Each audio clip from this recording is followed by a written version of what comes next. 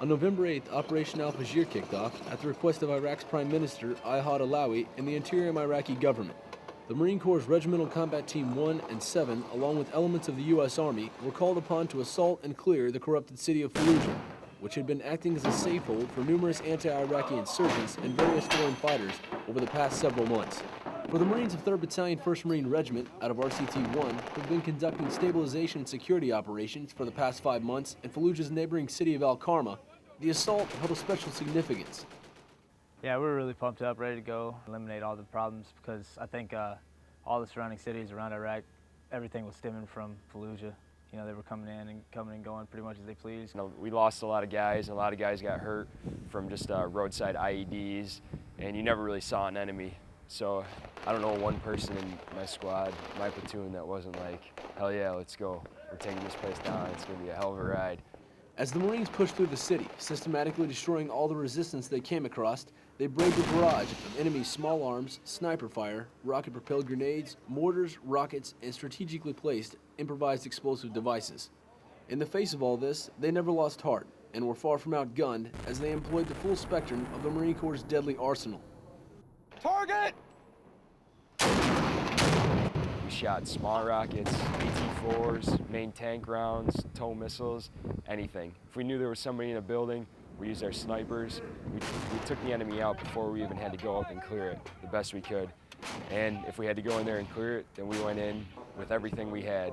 203s, fragmentation grenades, clear by fire, use exactly what you have before you have to stand toe-to-toe. You have it, so I walk into a fight without using it. House to house, the Marines assaulted their way through the narrow alleys and booby-trapped streets of Fallujah, many times fighting an enemy who was hyped up on methamphetamines and willing to barricade himself in, fighting to the death.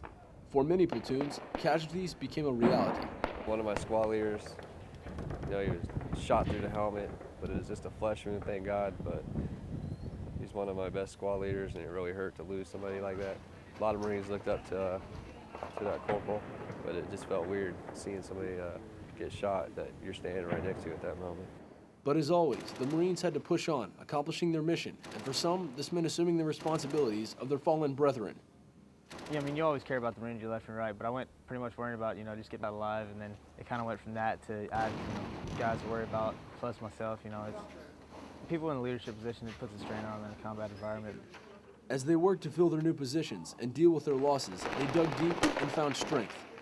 It's really hard to keep on pushing and stay real focused when you've got, close friends who've just been killed. If anything, it provided a fire and a passion for them to continue the job that we started. The battle-hardened Marines fought on day and night with scarce bits of time for sleep and chow as they searched endless houses uncovering stores of enemy munitions, weapons, and IED-making materials. The small unit leaders of the battalion couldn't have been more happy with the Marines' performance under fire. My Marines did exceptionally well. I was surprised beyond all belief. Not one of them was hesitant, went in looking for the bad guys. They were happy to do it. It was something that they've trained to do. It's the reason they joined the Marine Corps.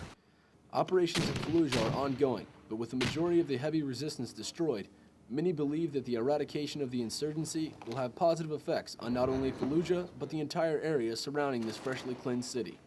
I think that it sent a message out there, that you can't have like a safe hold. You can't have a city that you could just, hide in and operate out of.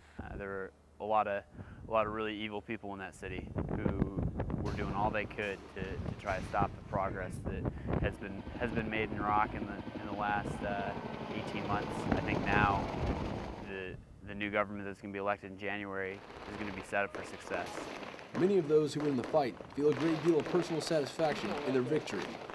I definitely feel I've made, on my level, some sort of contribution to the greater effort that our country's trying to get done here in Iraq. We did it. We took down the hardest city in Iraq. This is what people join the Marine Corps to do. You might be in the Marine Corps for 20 years and never get this chance again to take down a full-fledged city full of insurgents, and we did it. Reporting from Fallujah, Iraq, I'm Corporal Jan Bender.